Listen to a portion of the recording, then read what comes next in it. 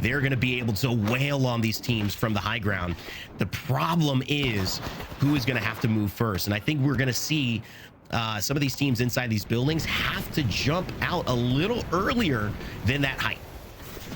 I think this is the first fight that's going to be breaking out, but how do you do it? You hit the seer attack on the inside. You need to break the Jenny, make sure that they don't have access to that, and then just hit an influx of nades. Nessy already setting up for the long game, hitting out that... Oh, the zip to the top, and yeah, you can reduce damage with the perk, but you just send yourself straight back to the lobby with that choice. It just means there was no choices to be made. There was not a good either side. Damned if you do, damned if you don't, I think. Nasky went for the great play. Tyler FPS, Bambino, Mizey, they have it covered though. I mean, they're in a great spot. I don't see them losing this easily, but I do see it being possible, especially with the Watsons down there. It's going to be difficult potentially for them to play this, but they should have high ground here and high ground again when they drop. And so the question is, how will they play it? Tyler FPS with a Sentinel. It's a good weapon to have here. One big headshot. Well, that'll change it. That will end it for Exo Clan and K-Swinny. But they know it. They're wary. 4 squads left, Tiff. It's all coming down to this.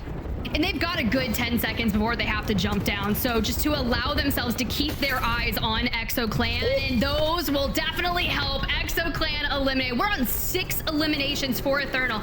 A massive game for them. Oh, are we about to see an evac tower play where you jump kind of and decide where you want to go? I'm thinking Oxygen from Barometer back in the day were the first time to get them just to a roof of a building. You got mother loads coming out, the Dark Veil to split the way. I'm talking visual clutter all over the place. Yeah, so they jump down again to the other height. They've been staying on the high ground this entire fight so far, and the teams inside now are at an even showing with them. They will have to move at the same time. The zone applying pressure. That's 2 squads left. It's Atlas who have gone down. It's Ethernal on the height. They drop down. Bambino with the Havoc, and he will go down.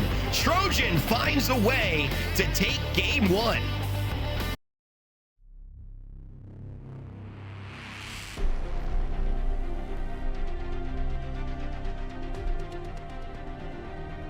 To hold the fort down, hits a shield swap after that EMP from GoNext, but they're making their play and they do what they need to do to take out your match 1 winners. Trojan goes down. GoNext Esports, they're in a great spot. It's just Apex Warlords who will contest them, but with a Crypto Watson, you feel like it could just be GoNext Esports who are about to find the win. Kashera, Slab, Kai, do they want to push up? Probably not. And I'm not sure Apex Warlords want to push down. We might have a little bit of a stalemate here unless somebody gets a pick. Such a solid move for them to hold the high ground. It's going to be open ending, but you can just kind of keep that dive down. No, all right, let's see what we can do here. You got the turbocharged Havoc, and you've got, you know, a gold mag on it, so I love to see that. We're going to make a swing here. Maybe 50 HP left on that player, but does enough to prevent them from peeking. You're applying that pressure all around, and with the exhibit coming through, we still have the black hole available. Honestly, though, you know Kashera is somewhere getting the lay of the land for Kai and Slab. Interesting rotation as well. You see Arcatch just getting so aggressive because he's got 5 kills already. 10 kills overall. It's going to be a big game for Apex Warlords, even if they get to 2nd place. But if they get this one, it could be huge. Potential finals settling if they're able to keep doing performances like this. It's a team that needs to perform for sure. Lots of shots with the Hemlock from around Tiff. They're finding it. I feel like Apex Warlords are being the aggressors, and it looks like it could pay off for them as the black hole goes down. Yeah, and honestly gets destroyed a little too quickly, but Kashera is found by Genji. I feel like it was almost one of those like bait and twist. You're like, I'm gonna throw this here and focus my attention elsewhere. The swing comes in, you're trying to get behind enemy lines, but this is where Arcatch is going to succeed, playing that double AR and just barreling forward. Okay, Apex Warlords, what a way to show up.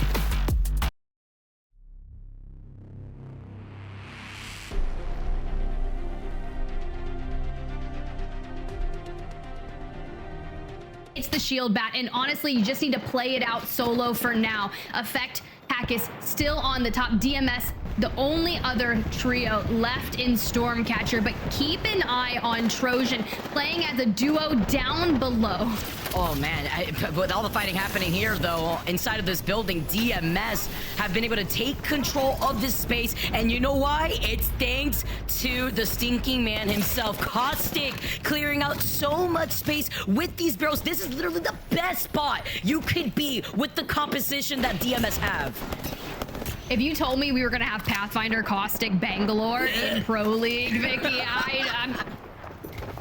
yeah, laughs all around. Regardless, it's doing everything that they needed to do for this in particular end game. But you see the way that it centers up. AURORA will have to move. Ethernal will have to move.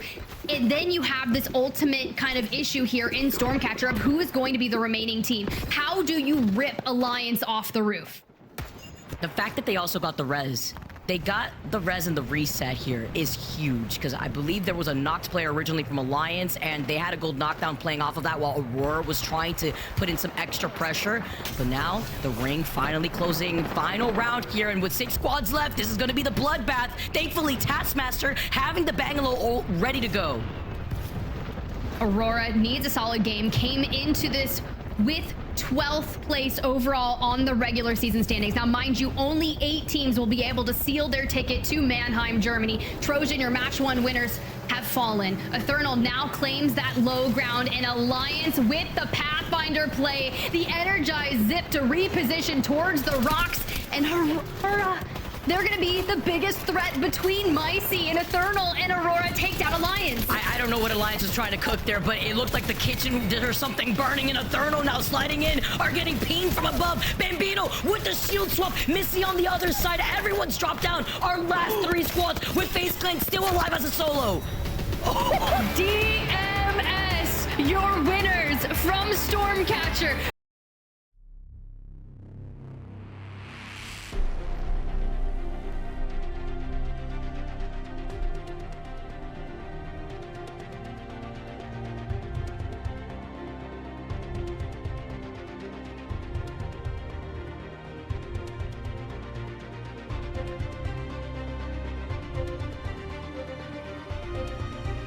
And this should be safe. But unfortunately there, you see Zidane and how he plays. This is not the first time we saw Zidane run in almost as the bait. This time, though, he gets the kill on a Matafe. And, you know, it's something you got to watch out for FA kids. They love to surprise you. And that nearly takes out our lobby leader so far. But they stay in it. Exo Clan still in it as well. 8 squads left. Round 5 about to close here. 33 seconds before this hits critical mass. And you're still on Blue Evos looking at Exo Clan. That lovely GoNext EMP destroying all those Watson fences. But Tafe has been called in, and Exo with an Evo shield disadvantage now as they're forced out, losing out on both shields from Slayers and Fuda. K-Swinny gets deleted from the back. GoNext knew exactly where they were at, and they get eliminated. 5 squads left. This is the chaos that we were expecting to see, and GoNext have made their way into that north side of the circle. Wow. Amazing stuff there. You can see, you know, this is where a lot of those points from Exo are coming, but they cannot finish it off with the way these teams are being aggressive and taking this game by storm. GoNext Esports has a chance of redemption. Will they finally find one here? As Slab goes down, it's looking less and less likely, but Alliance and Hockeys and a Devotion is a pretty good combo to take into a top 3, Vicky. I'm in danger. That's a Evo in Alliance's hands. That's scary, but Na'Vi were able to reset. That is the most important thing, because they still are on height, and there's still the solo that was Trojan after they got evicted by Na'Vi. He heard the rest and could do nothing about it because he is stuck in between Alliance and Na'Vi currently. Crouching and not moving will not be seen by that exhibit. So a smart way to play it. And Atenum stays alive just for a moment. Hockeys will just walk around and find it. The Devotion claims another life in Apex Legends. Added to the millions and millions it's claimed before. Natus Vincere on the high ground. They have set themselves up for a phenomenal game. They have told the rest of this lobby that this is ours. And World's Edge certainly looks like it'll play in that way. Natus Vincere from holding teams out and pushing teams in fights, say, let's go ahead and clean this one up with a dub, and they will do it just like that. Na'Vi, phenomenal game 4, and they will win.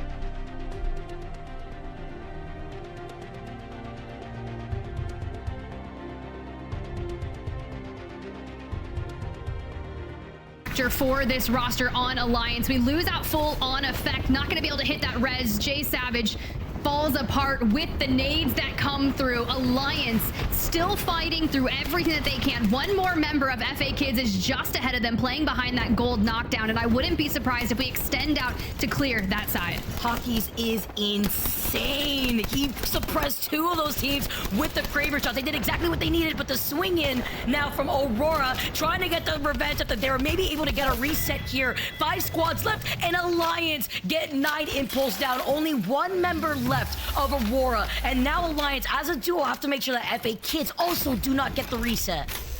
So you've got 2 members of FA Kids up. AURORA's down to a solo in terms of Kazakh, which is going to be your lifeline. Don't know if we have mobile respawns or if we were able to recover banners. Instead, we set our sights towards the left. Kiner gets his shields ripped off him, but makes his time away.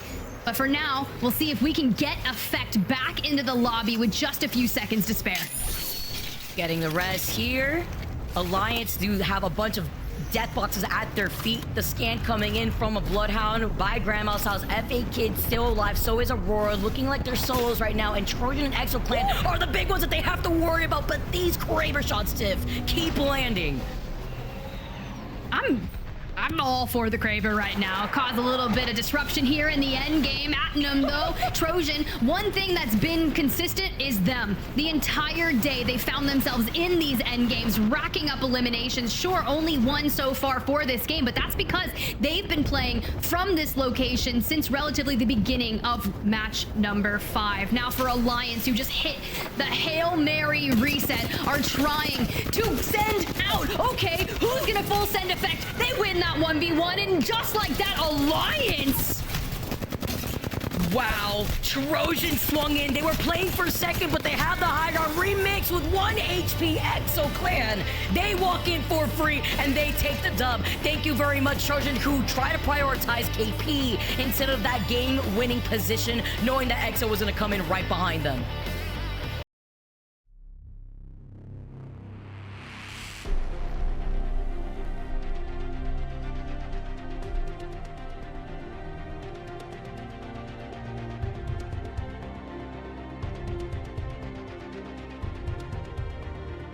So not necessarily any huge rush. It's focusing on where is the best position. The only person in the final zone is Zeri, dead center, and well, now dead.